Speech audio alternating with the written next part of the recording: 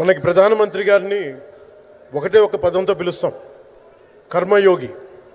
ఏ ఫలితాలు ఆశించకుండా దేశ సేవే పరమావధిగా ఆయన ఆలోచిస్తూ ఎలాంటి లాభాపేక్ష లేకుండా కేవలం ధర్మాన్ని పట్టుకొని డ్యూటీని కర్మని ఏమాత్రం ఆశించకుండా చేస్తున్న అలాంటి వ్యక్తి మనం ఈ సమయంలో ఈ తరానికి వారు దిశానిర్దేశం చేసే విధంగా ప్రధానమంత్రి స్థాయిలో ఉండటం మనందరం చేసుకున్న అదృష్టం.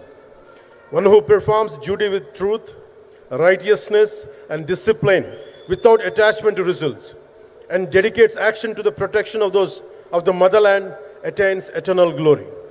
The statement perfectly describes Honorable Prime Minister Shri Narendra Modi ji.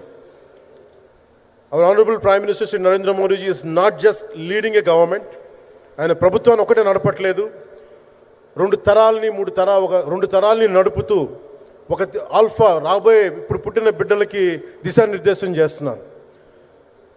అలాంటి మన ఆత్మనిర్భర్ భారత్ ఎవరి మీద ఆధారపడకుండా దేశం తలెత్తి చూసేలాగా మేము సేవకులం కాదు, మేము భాగస్వామ్యం వహిస్తాం.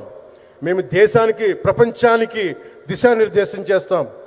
భారత్ అగ్రగామి, అంతేగాని కూర్చోబెట్టి చేతులు మడుచుకొని మేము భయపడతా ఉండే దేశం కాదు. తలెత్తుకొని పొగరగా ఒక దేశపు జెండా ఎంత పొగరుగా ఉంటుందో అంత పొగరుతోటి భారతదేశాన్ని ప్రపంచ పటంలో నిలబెట్టిన మోదీ గారు మనకి ఈ రోజున ఈ కార్యక్రమానికి విచ్చేసి, ప్రత్యేకించి మొన్న గూగుల్లో వచ్చింది, అలాగే ఈ రోజున ముఖ్యంగా దాదాపు 13,000 కోట్ల పైచిలుకుతోటి ఈ రోజున మనకి పెట్టుబడులు వస్తూ ఉన్నాయి.